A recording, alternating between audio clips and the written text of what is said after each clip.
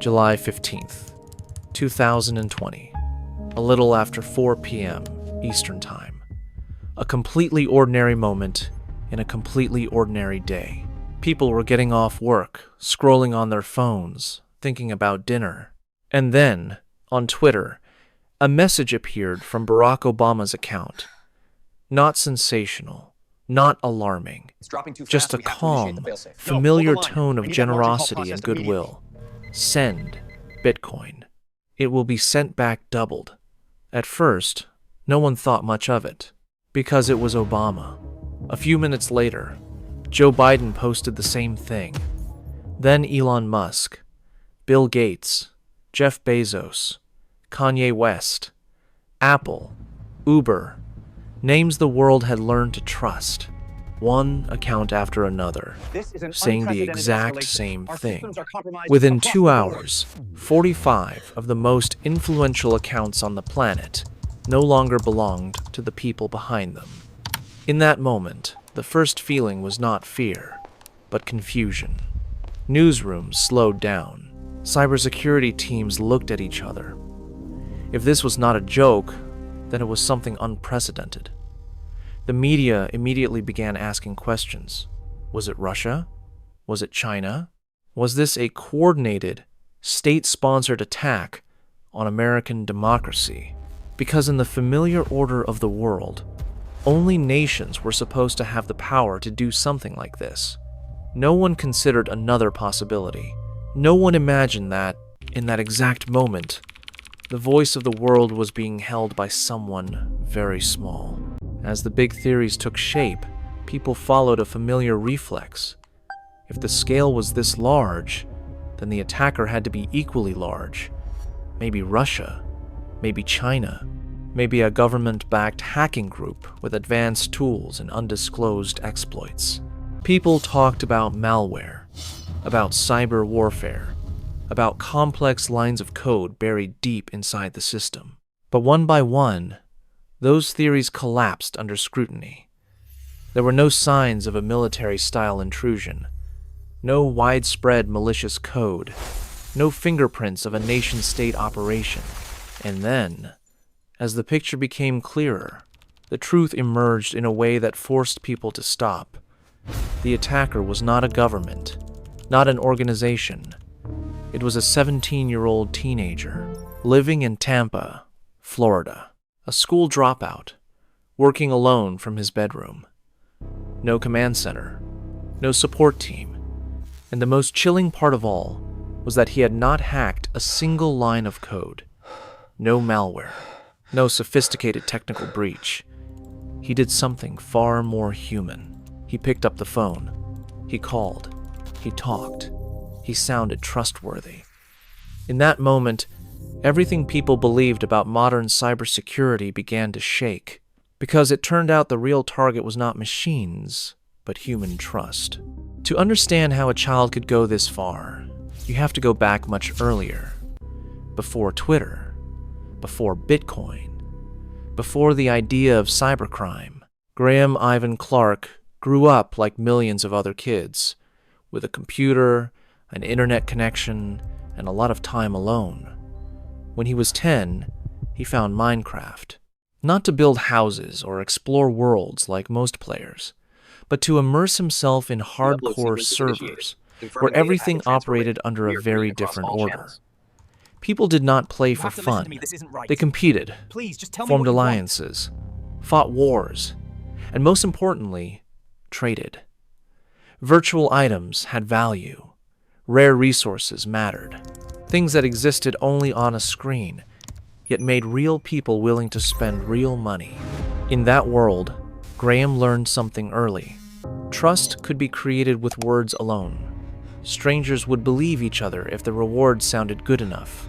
Transactions happened every day between names, with no faces, no accountability, no clear consequences. Get him out of there! A promise was made. Firewall is down. An We've item been was compromised. described. Money was sent. The funds And are transferring. I sometimes, said investigate. the other Why is person this happening? disappeared. Stop it right now. At first, these were just small observations. But gradually, a simple logic began to form in Graham's mind. If a promise could make someone trust you, And if disappearing carried no immediate consequence, then this was no longer a game. It was a model. A way to control others from a distance. A way to feel powerful in a world where, offline, he held very little power. And it was there, among virtual blocks and invisible transactions, that the first seeds of a scammer quietly took root. Graham crossed a real line for the first time when he was 13. The deal was small, almost trivial. $50 for a virtual item, a cosmetic cape in a game. The buyer sent the money. Graham sent nothing. No explanation. No apology. Just silence, and then disappearance. No one found him. Nothing happened. The amount was small, but the feeling was not. That was the moment Graham realized that confidence and coldness could make words more powerful than any technical skill.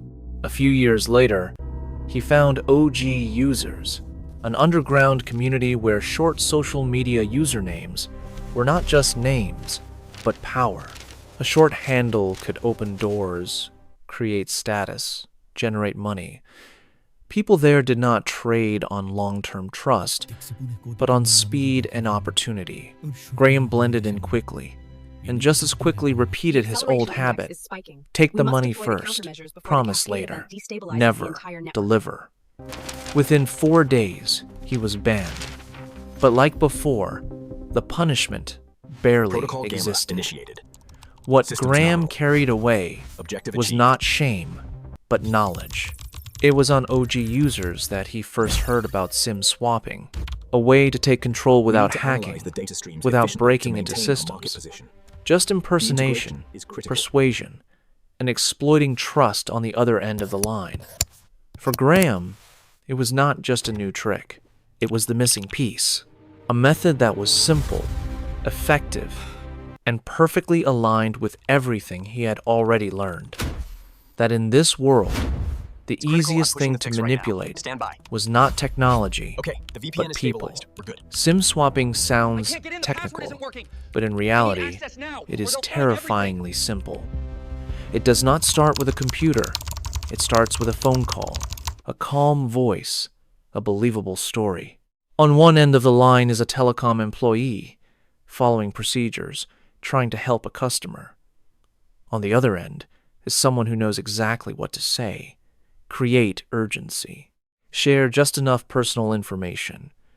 Sound frustrated, but reasonable. And suddenly, a phone number is transferred to a new SIM card without the real owner ever knowing.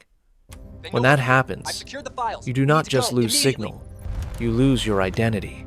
Every verification code, every security layer, every account quietly flows into someone else's hands. In 2019, Greg Bennett, an angel investor in Seattle, experienced that exact moment. While he was going about his day, a call was made on his behalf. A new SIM was activated. Almost instantly, his email was taken over. Shopping accounts opened. Online services accessed one by one. At first, the changes were so subtle they barely registered. Then his phone lost service. He knew something was wrong. By the time he contacted the cryptocurrency exchange holding his assets, it was too late. Nearly $1 million in Bitcoin was gone. Not through a loud break-in, but through silence. No shattered glass. No alarms. Just an empty balance and a cold feeling running down his spine. The most painful part was not just the money. It was realizing that systems believed to be secure, protected by modern technology, could collapse because of a single conversation. And somewhere, a teenager was learning that understanding people was enough to take almost everything. After everything came to light, authorities found Graham faster than anyone expected. There was no dramatic manhunt, no months-long chase, just a few digital traces, a few data points, and a 16-year-old boy came clearly into view. Law enforcement came to his home. Devices were seized. Some assets were frozen. And then, the story stopped. Graham was not handcuffed. He was not immediately taken to court. There was no defining moment that marked a final boundary. The explanation sounded reasonable. He was a minor. Some money had been returned.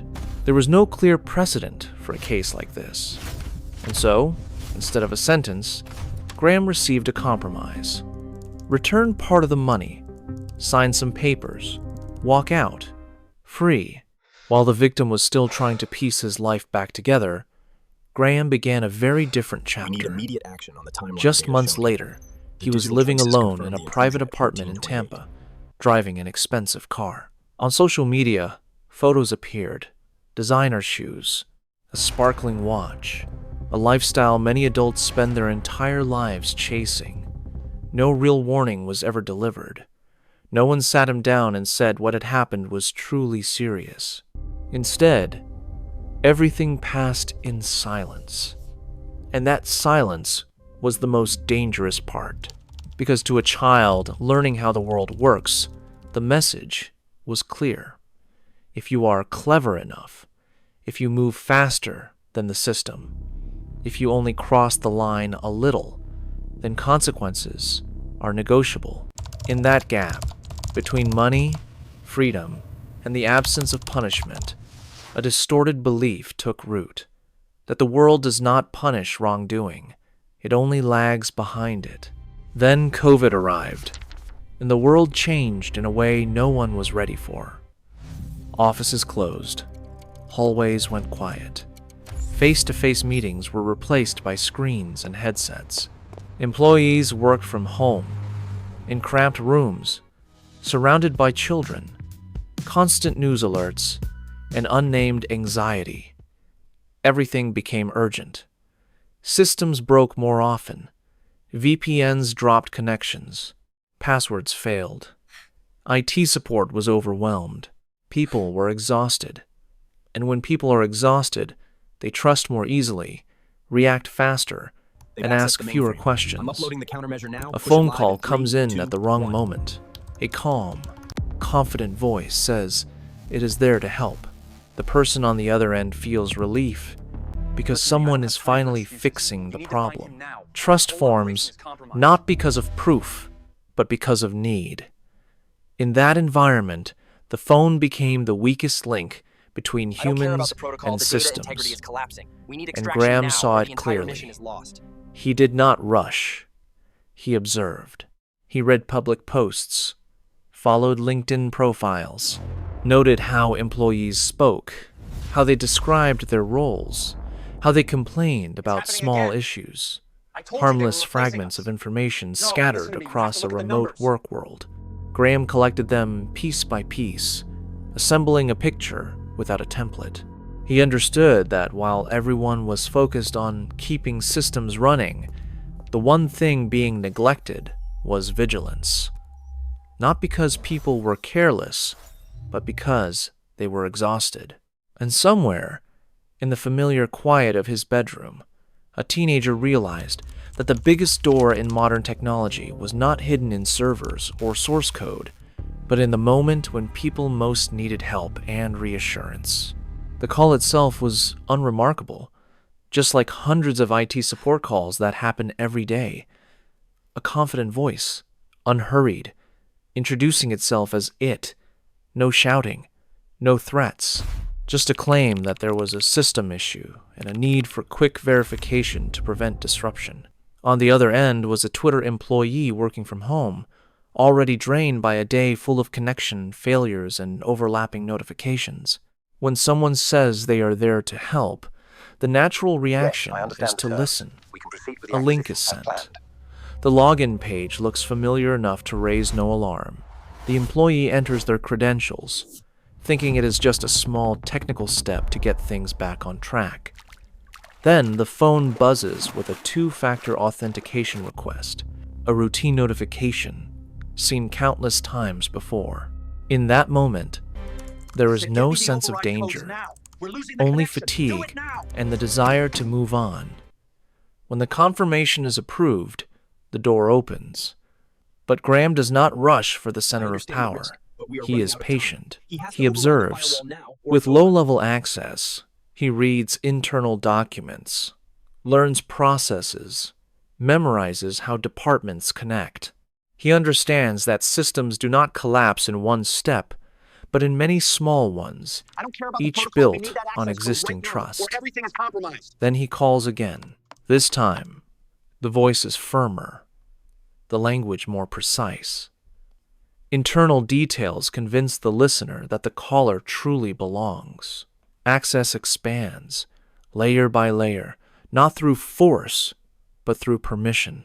And finally, Graham reaches a place few ever imagined as a weakness: Twitter's internal administrative tool. Not a dark screen filled with code, but a clean, simple interface like any other management tool. From there, with just a few actions, someone could change emails, disable security, and post as anyone. In that moment, there are no alarms, no cinematic action, just a teenager sitting in front of a screen, holding the voice of the world in silence. At that point, Graham held more power than any teenager should. With a single sentence, he could shake financial markets, spread political panic, even inflame international tensions. A fake announcement, a mistimed statement, a sentence placed in the mouth of someone millions trusted. The modern world had already seen tweets move stock prices, crash markets, and ignite public outrage. Graham knew this. He saw the potential clearly. But in the end, he did not choose that path. Instead of triggering a global crisis, he returned to what he knew best from Minecraft days: a simple scam. Send Bitcoin, get double back. The tweets did not sound threatening or inflammatory. They sounded generous, familiar, trustworthy. And that is why they worked. Money started flowing in. Not from billionaires, not from people with legal teams, but from ordinary people. People who saw the names Obama, Musk, Apple, and believed it was safe. Some sent a few $100s. Some sent their small savings. In less than an hour, hundreds of transactions went through. Inside Twitter, chaos erupted. Engineers raced to lock down systems, to stop trusted voices from being abused further. But on the other side, the damage was already done. There were no explosions, no sirens, just people opening their wallets later, staring at empty balances, and wondering why they had believed. And perhaps the most painful truth of all was this: in an attack that could have hurt the entire world, the ones harmed first and most directly were always the most ordinary people. Graham was arrested 16 days later. Not in a dramatic chase, not while fleeing, just on a normal morning, when he was still a 17-year-old boy. This time, it could not be ignored. Files were reopened. Charges were filed. Graham received a sentence, but not in the adult prison system. He was placed into a youth supervision program. There was detention. There was probation. There were strict limits on technology, internet access, and daily life.